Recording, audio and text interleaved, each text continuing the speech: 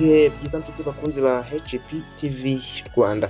Tariki ya 17 Kamena 2026 cyangwa se ku munsi wo ku gatatu muri iki cyumweru nibwo Leta Zunze Ubumwe za Amerika ndetse na Iran byashyize umukono ku masezerano yo guhagarika intambara. Amasezerano ategerejweho ko mu minsi 60 impande zombi zigomba kongera kuganira kugira ngo bagere ku masezerano ya nyuma. Imwe mu ngingo yari irimo ikomeye muri aya masezerano nuko umuhora Hormuz wari warafunzwe kuva intambara igitangira muri Gashyantare 2026 ugomba kwita ufungurwa, ariko bitunguranye Iran yaje gutangaza yuko nubwo izawufungura ariko igomba kuwusoresha. Ibi byatunguye abantu benshi, bituma twibaza ese ni izihe ngaruka ibi bishobora guteza. Ese Leta Zunze Ubumwe za Amerika bo bazabyemera ko Iran ifunguye umuhora?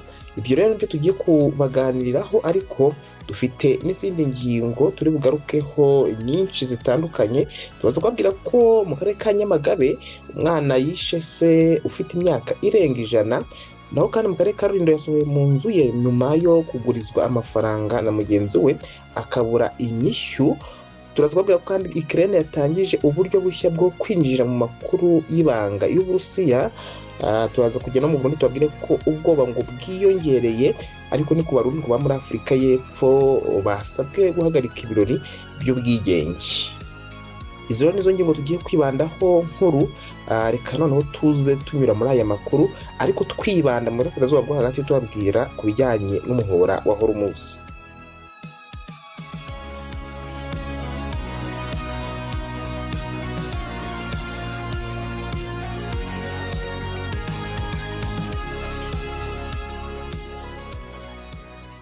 Reka tuyatangiye mu karere kandi tubabwire ko yasohowe mu nzu ye nyuma yo kugurizwa amafaranga na mugenzi we akabura inyishyu.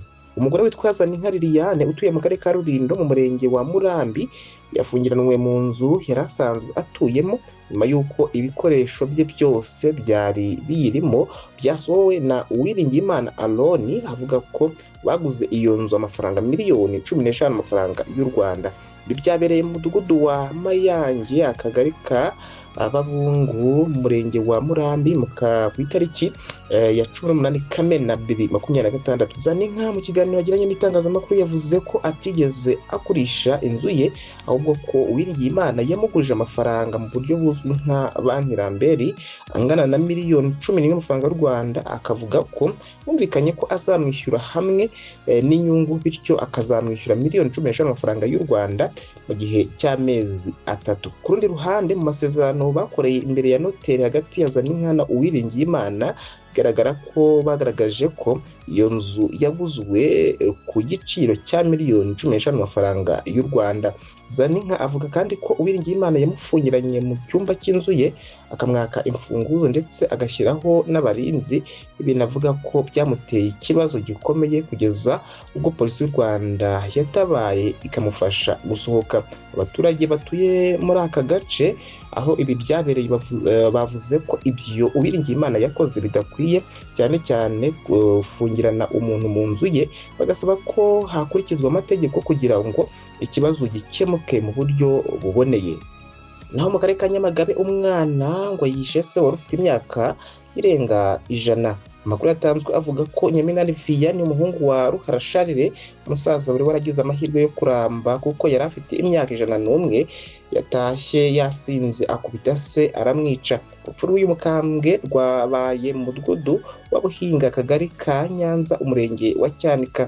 Bamwe bageze aho uyu musaza yiciwe bavuga ko biteye agahinda kubona umusaza w'imyaka isaga 100 warushigaje igihe kigufi ku isi yicwa n'umuhungu we wagombye kumusindagiza kugeza amushyinguye mu cyubahiro.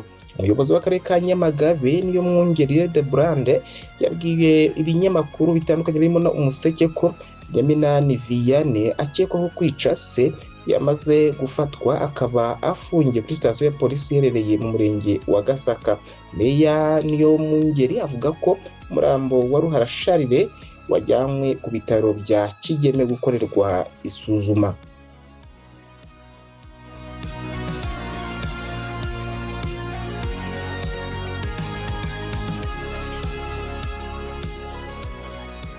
Dukomereze hanze y'u Rwanda ariko duhere kuri ya ngingo yacu nkuru y'umunsi, tubabwire ko ubwato bunyura mu muhora wa Hormuz bushobora gutangira ngo gusoreshwa nyuma y'amasezerano y'amahoro y'ibanze aherutse gusinywa hagati ya Iran na Leta Zunze Ubumwe za Amerika. Tehran yatangaje ko nyuma y'iminsi 60 izatangira gusoresha urujya n'uruza rw'ubwato bunyura mu muhora wa Hormuz. Aya masezerano yatangiye kubahirizwa tariki ya 17 Kamena 2026 nyuma y'aho Perezida Donald Trump ndetse na Masoud Pezeshkian wa Iran bayashyizeho umukono. Mu ngingo z'ingenzi ziyagize harimo ko Iran igomba gufungura umuhora wa Hormuz kandi ntisoreshe ubwato bw'ubwikorezi bunyuramo. Amerika nayo igafungura ibyambu bya Iran byafunzwe. Mu gihe ubwato bw'ubwikorezi bwatangiye kunyura mu muhora wa Hormuz, intumwa ya Iran biganiro by'amahoro Mohammad Bagher Ghalibaf yatangaje ko igihugu cyabo kizajya kigenzura iyi nzira kandi ko nyuma y'iminsi 60 kizatangira gusoresha ubwato buyinyuramo.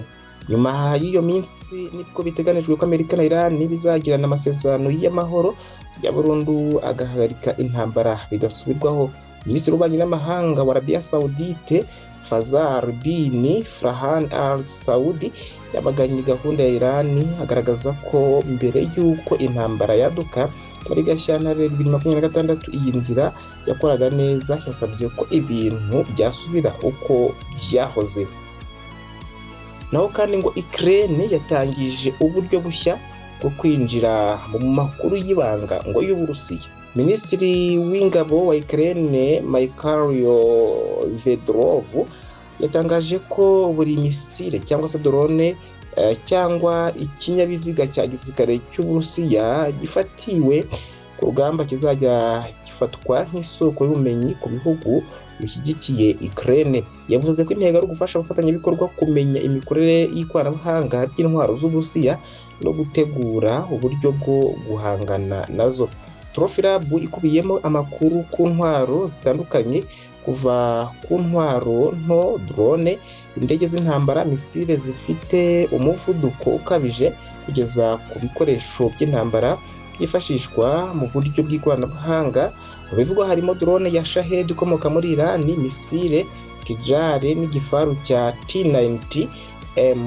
Urubuga ruzaba rufunguye kuri buri wese, ruzakoreshwa gusa n'abantu cyangwa inzego zemejwe zirimo ibihugu by'inshuti, laboratwari, abahanga mu by'ikoranabuhanga n'inganda zikora ibikoresho bya gisirikare. Ukraine ivuga ko aya makuru azafasha mu bushakashatsi no gukora uburyo bwo kurwanya intwaro z'Uburusiya. Ku ruhande rwa Ukraine, ikoranabuhanga Uburusiya bwafataga nk'ibanga rigiye guhinduka intwaro yo gufasha abashyigikiye Ukraine kwirinda ibitero byayo. Naho mu Burundi ngo ubwoba bwiyongereye, ariko aho ni ku Barundi bo muri Afurika y'Epfo basabwe guhagarika ibirori by'ubwigenge. Ambasade y'u Burundi muri Afurika y'Epfo yasabye abaturage b'Abarundi bahatuye kwirinda gukoranira hamwe ku itariki ya 1 Nyakanga. Ubwo ni tariki ya 1 y'ukwezi kwa karindwi, umunsi wizihizwaho ubwigenge bw'u Burundi bitewe n'impungenge z'umutekano. Muri Afurika y'Epfo hasanzwe hari amashyirahamwe menshi y'Abarundi akunda gutegura ibirori byo kwizihiza uwo munsi w'amateka. Mu itangazo yasohoye ku wa gatatu, Ambasaderi Alexis Bukuru yavuze ko iki cyemezo gishingiye ku myigaragambyo imaze igihe ibera mu mijyi itandukanye y'icyo gihugu igamije kwamagana abanyamahanga. Yasabye Abarundi baba muri Afurika y'Epfo kwitwararika cyane no kwirinda gukoranira hamwe kugira ngo batagwa mu mitego y'iyo mitwe. Yanavuze ko muri iki gihe abanyamahanga barimo n'Abarundi bafite ubwoba bwinshi cyane bitewe n'iyo tariki ya 30 Kamena yashyizweho nk'igihe ntarengwa yo gusaba abanyamahanga kuva muri icyo gihugu cya Afurika y'Epfo. Kuva mu ntangiriro z'uyu mwaka mu mijyi itandukanye yo muri Afurika y'Epfo hakomeje kuvugwa imyigaragambyo y'abaturage bamagana abanyamahanga badafite ibyangombwa. Abigaragambye bavuga ko abo banyamahanga babatwara akazi mu gihe igihugu kiri mu gihe cy'ibibazo by'ubukungu. Ibihugu bitandukanye bya Afurika birimo Ghana, Nigeria, Mozambique, Zimbabwe byatangiye gutahukana abaturage babyo bari muri Afurika y'Epfo.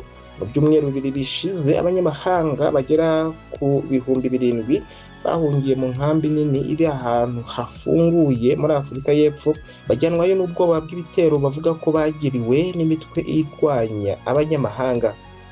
Ni naha dusoreje amakuru yaragezweho, tubashimira kuba mukomeza kubana natwe. Nge nitwa Ruben Masengesho, mukomeze kugira ibihe byiza.